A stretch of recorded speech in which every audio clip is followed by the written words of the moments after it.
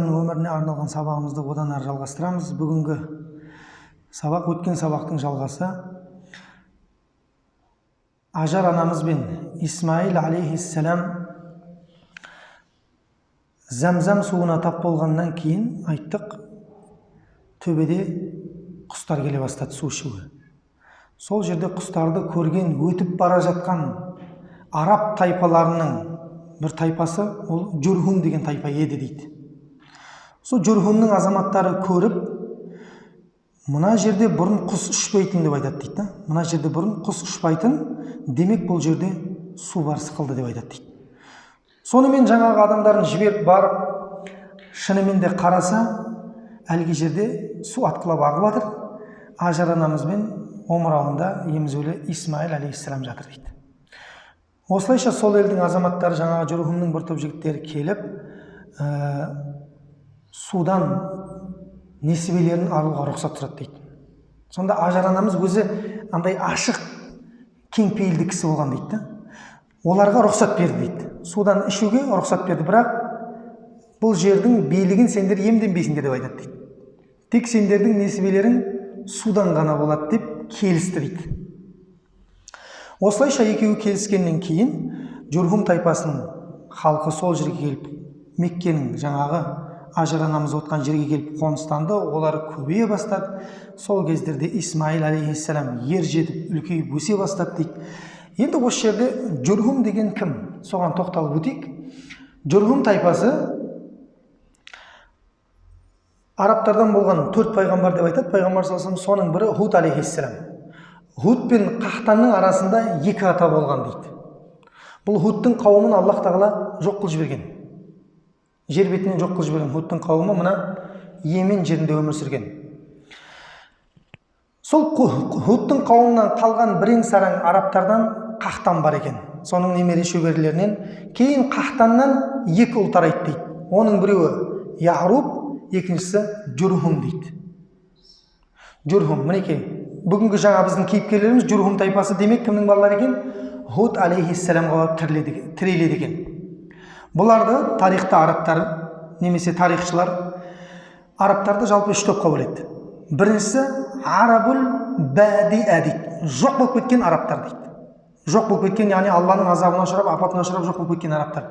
Сол жоқ болып кеткен арабтардан қалған бірең сараң тайпалардан шыққан тайпа Жүрхум тайпасы екен. Екіншісі арабул ариба дейді. Арабул ариба деген сөз араб, таза арабтар деген. Таза арабтар. Таза арабтар кімнен тарайды? Қахтанның ұлы Яғрубтан тарайды екен. Яғрубтың ұлы Яшжоқтан, Яшжоқтың ұлы Сәбадан және Кәһләннан тарайтын ұрпақты таза арабтар деп айтады екен. Енді мен мына жерде Хузаа деген, мына Кәһләннің ұлын, Хузаа деген ұлын әдейі белгілеп қойдым. Қазір біздің сабағымыздың негізгі өзегі осы кісілер болады.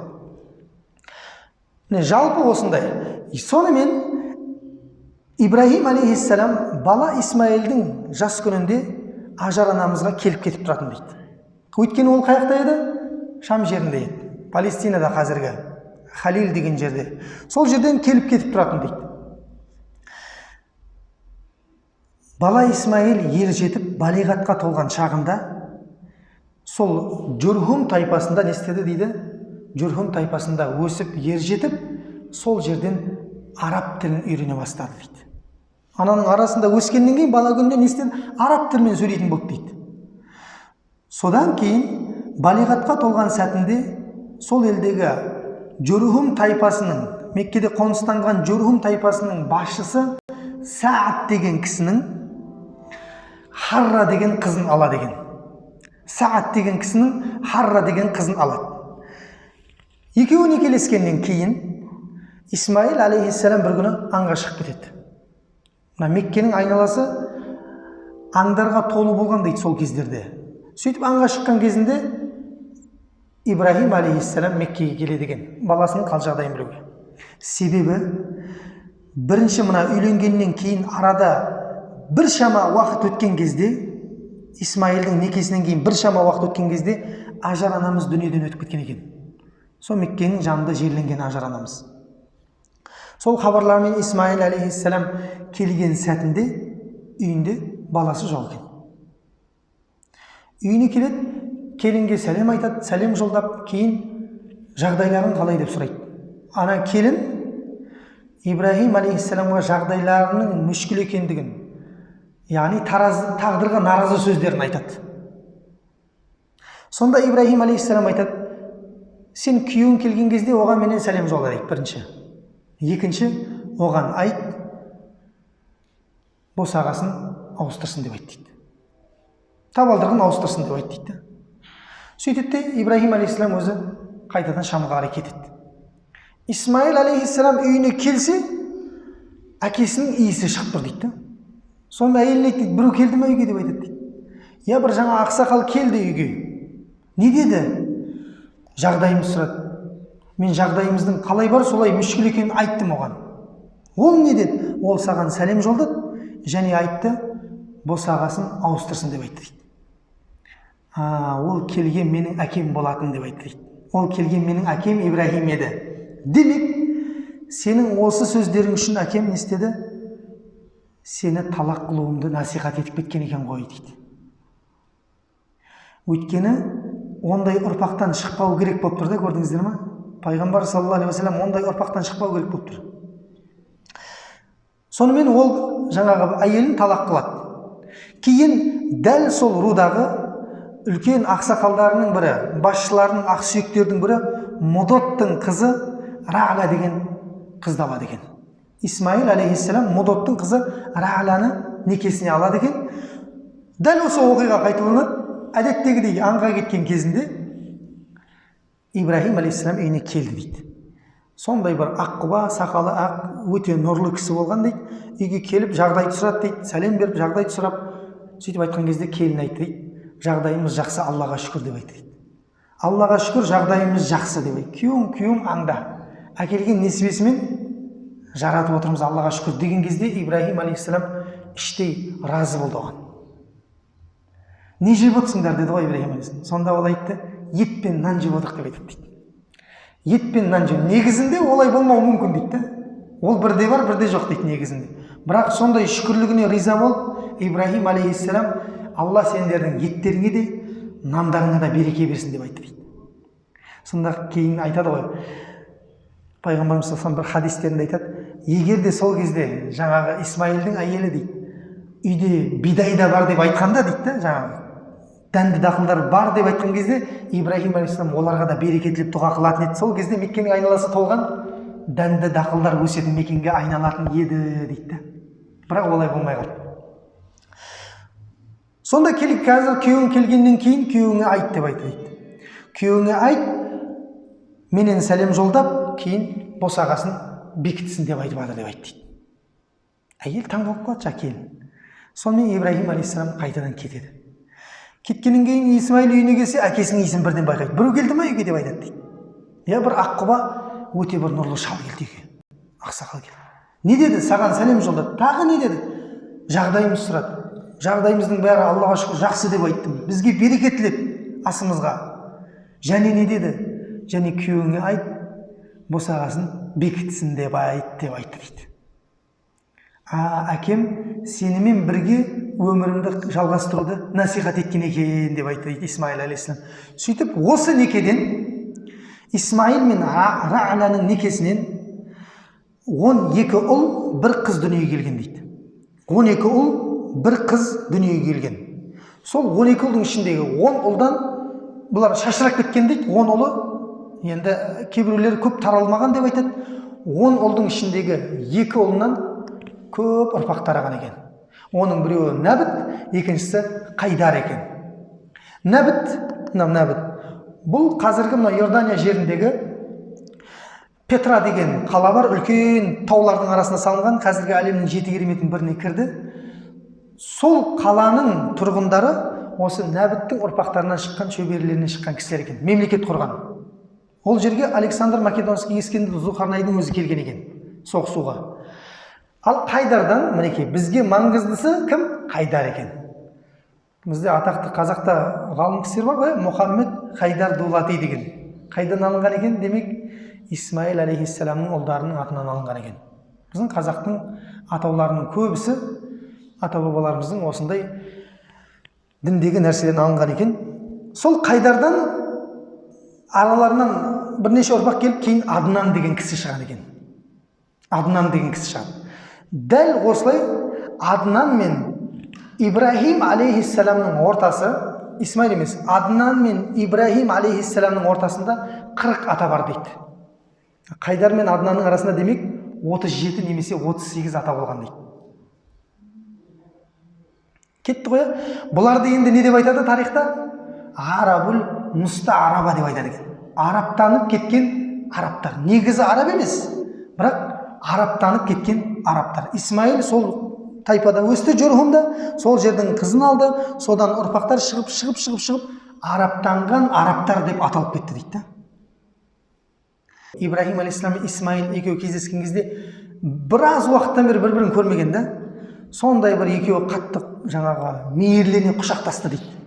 Әкенің балаға, баланың әкеге қандай жасауы керек болған мейірімін екеуі көрсетті дейді. Демек, қатты бір сағынышын басып екеуі құшақтасқан екен да. Содан кейін баласына айтты, ей балақайым, Аллах тағала біз екеуімізге осы жерден үй салуды бұйырды дейді. Қандай үй ол? Аллах тағала Құран кәрімде Инна аувала байтин уди'a лин-нас лаллази бибакката мубарака ва худан лил-аламин дейді. Жер бетінде тұңғыш рет ғибадат үшін және адамдарға тура жол көрсету үшін салынған құлшылық үйі Қағба, яғни қайда дейді? Меккеде деп айтты дейді. Осы жерден тұрамыз да, мына сөздерге анықтама беріп кетейік. Араб деп айтып отырмыз ғой жаңа, араб жоқ болып кеткен арабтар, кәдімгі таза арабтар, кейін араптанған арабтар деп үшке бөлдік па? Араб деген сөз қаяқтан шыққан десек, араб деген сакана сахрауи дейді. Яғни шөлді аймақтың тұрғыны деген мағынаны береді екен. Араб деген сөз. Мәкка деген сөз ше, Құранда Алла тағала Мәкка әл-Мукаррама деп айтады, Мәкка деп айтады, және Бәкка деп айтады. Мына жерде би-Бәккатал мубарака деп айтады. Мекке, Бәкка бұл екеуі бір қаланың аты. Ғалымдарымыз, тіл ғалымдары имам Салах Халиди деген үлкен доктор кісінің кітабында пайғамбарлар тарихы деген сөздерге анықтама берген да. Ғалымдардың басым көпшілігінің Мәкка деген сөзге берген анықтамасында ол сору, жұту деген мағынаны береді дейді. Ол нені сорып жұтады? Қазір келеміз. Бәкка деген ше, мойнын үзу деген мағынаны береді дейді. Тадуқуғануғу дейді. Мойнын үзу. Ал Кааба деген сөз төрт бұрышты жоғарғы жердегі мекен дегенді береді дейді. Қағба көрдіңіздер, демек Ибрахим алейхиссалам Қағбаны салған кезде қандай қылып салған екен? Төрт бұрышты қылып салған екен. Аллах тағаланың әмірімен солай салынған. Енді қараңыздар, Мәкка. Қашан ол Мәкка болады? Адам егерде қажылыққа келген кезде күнәларынан тазару үшін, Алладан кешірім тілеу үшін мақсатымен келген кезде не болады ол? Ол Мәкка болады дейді. Яғни күнәларды сорып тазалайтын мекенге айналады дейді. Дұрыс па? Қабыл болған қажылықтың сыйы жәннат деген жоқ па? Демек адам не істеп шығады? Тазаланып шығады. Анадан туылғандай пәк болып шығады ол жерден. Қашан ол Мәкка болады дейді? Қашан ол жерге қарай, ол үйге қарай қастандық жасалынатын болса, онда ол Мәккаға айналады дейді.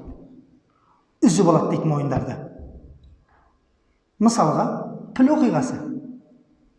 Қандай мақсатпен келді? Құлшылық мақсатымен келді ме? Жоқ. Қирату мақсатымен келді. Аллах тағала өздерін жермен жексен қылып жіберді. Ертең келеміз оған иншалла. Міне сол Қағбаны, қасиетті Қағбаны Ибрахим алейхиссалам төрт бұрышты қылып тұрғызды дейді. Баласы Исмаил не істеді? Исмаил алейхиссалам тас тасып тұрды дейді. Сол тастарды қалап жатқан кезінде Ибрахим алейхиссаламның аяғының астына қойған бір тасқа аяғының ізі қалып қояды. Оны не деп айтады бізде? Мақам Ибрахим деп айтады. Қасиетті Қағбаға барсаңыздар, мына тауаф қылып болғаннан кейін 2 ракағат намаз оқу, жаңағы Мақам Ибрахимде 2 ракағат намаз оқу пайғамбар саллаллаху алейхи вассалам сүннеті. Және мына бойындай болып көтерілген кезінде Ибрахим алейхиссалам баласына айтты дейді. Балақайым, яғни Исмаилге айтып жатыр, мына бұрышты өзгеше бұл басқаша қылғым келіп тұр дейді. Басқаша бір тас алып келші тауып дейді. Осы бұрышты басқаша қылғым келді. Сөйтіп Исмаил алейхиссалам тасты іздеп Меккенің айналасын бәрін тас таппайды, әке таппадым деп келсе, әкесі сол бұрышқа тас қойып қойған дейді, жарқыраған.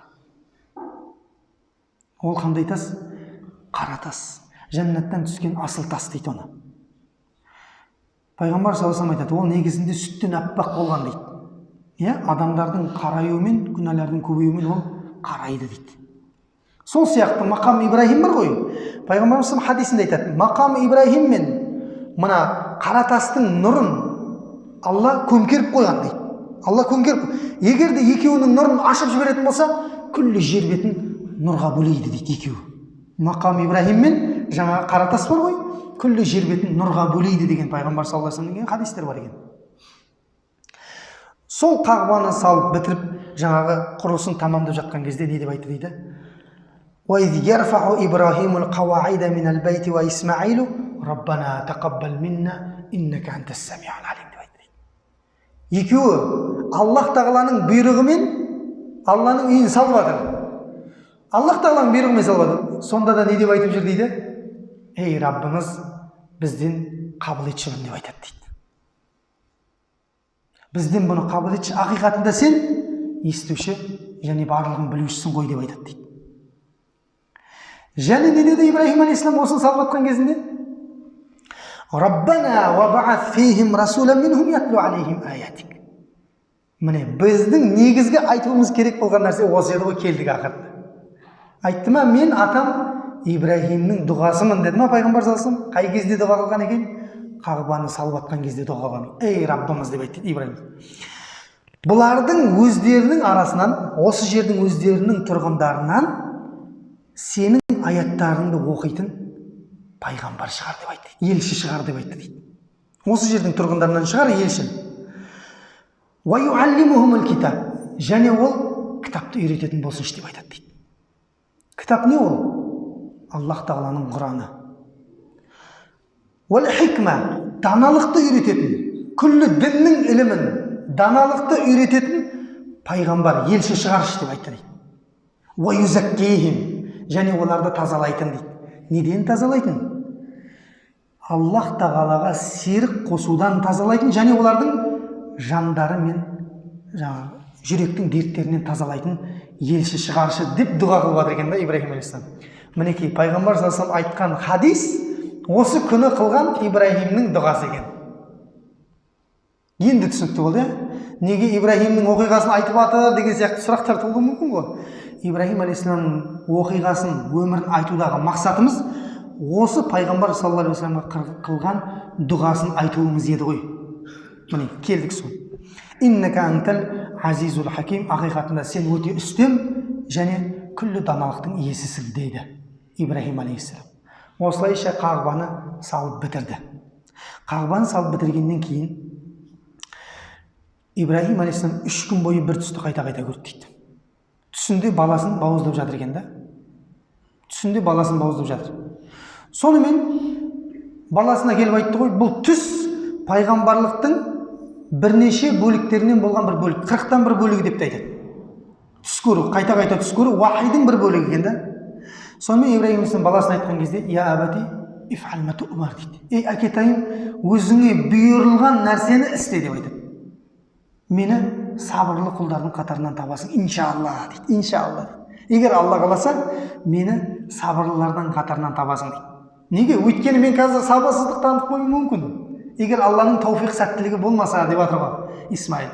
Сөйтіп оны апарып, жолда кетіп бара жатқан кезде шайтан азғырады қайта-қайта дейді.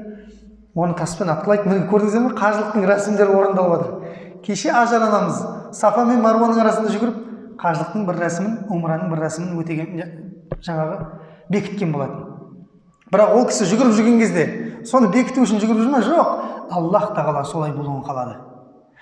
Сөйтіп жолда жаңағы Мина жазығына апарып Исмаилді бауыздаған кезде пышақ өтпей қалды дейді Аллах тағаланың қаламы. Аллах ва надайнаху айя Ибраһим.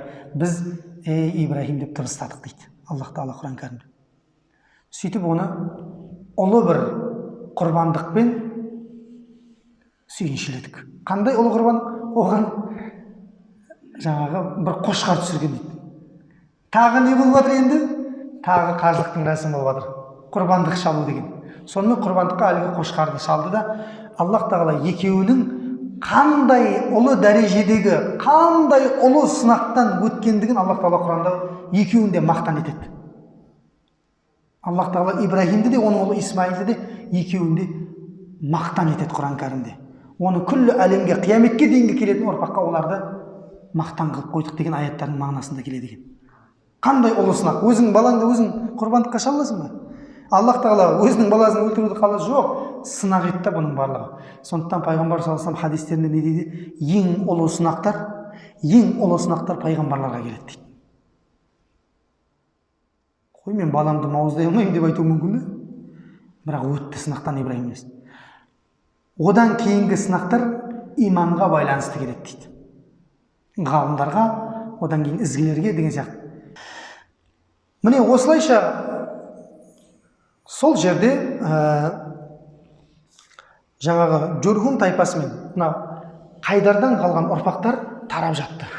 Ибраһим алейхиссалам осы қажылықтың рәсімдері бекітілгеннен кейін жаңа Қағбаның жанына келіп күллі адамзатты қажылыққа шақырды дейді.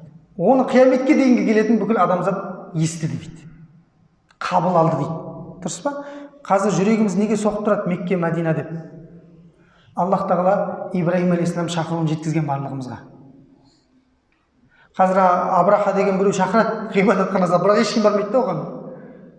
Мына жақта Ибраһим алейхиссаламға шақыруына қабыл алған екен адамдар. Сонымен Ибраһим алейхиссалам Құран кәрімде 25 сүреде есімі 69 рет келген Ибраһим пайғамбар, Абул Амбия, күллі пайғамбарлардың атасы болған Ибраһим алейхиссалам қайтадан Шам жеріне кетті дейді. Шам жеріне барған кезде Аллах тағаланың екі періштесі оны сүйінші хабармен сүйіншілеп келді. Қандай сүйінші хабар? Исхақ деген ұлмен сүйіншілеп келді дейді. Ибраһим алейхиссалам өзінің үйінде қонақ болмаса тамақ ішпейтін адам екен да. Көшеде кетіп бара жатқан біреуді қонаққа шақырып алып тамақ қылып ас қылып береді екен. Жаңағы ас дайындап береді екен. Сондай күндердің бірінде үйіне екі ер адам келді дейді. Негізі ол екеуі адам кейпінде келген періштелер дейді. Сөйтіп дастарға Ибраһим алейхиссалам ауах дейді, аңқылдап қалған сондай кісілер болады ғой, жүгіріп жүретін қонақ. Сондай кісі болған екен Ибраһим алейхиссалам. Ана екеуіне деген жаңа бұзауды сойып, дастархан жасап қойса екеуі жемейді дейді. Сөйтсе олар періштелер екен. Біз саған сүйінші хабармен келдік дейді. Сараны Исхақ деген ұлмен сүйіншілуге келдік дейді. Саранамыз сол жерде жүр ғой, ойбай дейді, қалай бол деп айтады дейді. Жасы өйткені оның 80 мен 90-ның арасында дейді. Демек, бала көтеру себептері тоқтаған әйел дейді. Ол қалай бол деген кезде не деп айтты дейді? Бұл Аллах тағаланың әмірі деп айтады. Оның күш құдіреті әр нәрсеге толық жетеді. Аллах тағала Исаны әкесіз Мариям анамыздан шығарған. Аллах тағалаға еш нәрсе емес ол. Аллах тағаланың құдіретіне ол еш нәрсе. Аллах тағала бізді жоқтан бар етті ғой. Аллах тағала бізді жоқтан бар етті. Қайттан жоқ қылып, қайттан бар ете салады Аллах тағала. Оған толық күш құдірет жетеді Аллах тағаланың. Міне сол Сара анамыздың себептері тоқтаған сәтінде де оны Исхақ деген ұлмен сүйіншіледі дейді. Сөйтіп жаңағы періштелер екі хабармен келген екен. Біріншісі осы сүйінші хабар, екіншісі не дейді? Біз Лоттың қауымына келетін үлкен азап, апатпен келіп тұрмыз деп айтты дейді. Сонда Ибраһим алейхиссалам, "Ей, сәл кешіккенсеңдер болмай ма?" деп айтады дейді. Жаңағыдай ғой қасқанды уайымшыл да, "Ей, кешіккенсеңдер болмай ма?" деп айтады дейді. Мүмкін бір-екі адам иманға келіп қалар дейді. Демек Ибраһим алейхиссаламға оның хабары жеткен. Лоттың қауымы мына жердегі Садум деген, сол Ибраһим алейхиссаламға жақын жер. Садум қауымында өмір сүріп жатыр. Олар жер бетіндегі тұңғыш күнәні жасады. Қандай күнә? Еркек пен еркектің бір-біріне жақындасуы деген күнәні жасады. Міне біздің елде де шығып жатыр солар. Дәл осылар тоқтамайтын болса, ертең Аллах тағаланың келетін апаты бізге жақындай түседі. Оны тоқтата алмасақ, онда бізге ол жақындай түседі. Сонымен періштелер айтты, "Ей Ибраһим, біз өзімізге бұйырылғанды ғана істейміз" деп айтты. Аллах тағала бізге бұйырды, соны істейміз. Сөйтті де Ибраһим алейхиссалам үйінен бір сүйінші хабар, бір қорқынышты хабармен кейін шығып кетті де Лоттың қауымына барды дейді. еркектің кейпі. Лұттың қауымында аналарды, ең сымбат еркектерді көрген кезде, Лұттың үйіне кірген кезде, «Ей, Лұт, үйіңдегі тазаларды шығар» деп айтады дейді. Үйіңдегі пәктерді шығар деп айтады дейді. Сонда Лұт сыртқа шығып, «Ей, айналайындар, мен қызым бар ғой, қызымды алсаңдаршы» деп айтады. «Ей, Лұт, сен бізге кімнің керек екенін білесің, ана еркектерді шығар үйіңдегі» деп айтады дейді. Сонда Лұт айтқан екен да, «Ай, менің артымда тұратын туысқандарым болғанда ғой» деп айтқан екен да. Неге өйтіп айтты? Өйткені ол мына Бабыл жерінен, Ефраттың жағасында туып өскен. Кейін Ибраһим алейхиссалам бірге иман келтіріп, осы жерлерге Аллах тағала оны пайғамбар етіп таңдаған екен. Сонда періште айтты, ей кім Лот, ешқандай қамықпада мойыма, таң сәріде өзіңе иман келтірген адамдарды алды, арттарына қарамастан шығып кетіңдер деді. Дәл осылайша Лот таң атқан сәтте өзіне иман келтірген кісілермен бірге қаладан шығып бара жатқан кезде таң сәріде Аллах тағаланың азабы, апаты келді дейді. Оларға бірінші соқырлықты жіберді, кейін оларға жаңағы қалаларын сілкінтіп құлатты, жерден көтерді, көкке дейін апарып қайтадан сол көкте періштелер оларға күйдірілген тастар атып, әрқайсысының аты аталған, төңкеріп жердің астына келіп қайтадан қадады дейді оларды. Құранда айтады, олардың үстерінен жаңбыр жаудырдық дейді. Сол мекен Лоттың мекені қазіргі өлі теңіздің айналасы. Қазіргі өлі теңіздің айналасы. Я адам бата алмайды, я жәндік жоқ, ештеңе жоқ. Сондай бір ғибрат ретінде қалған мекен екен да, жоқ болып кеткен. Бұл мына Шам жеріндегі болып жатқан оқиғаларға аз-маз тоқталып кетіп жатырмыз. Енді оңтүстікке қарай қайтадан Мекке жеріне қарай қайтамыз.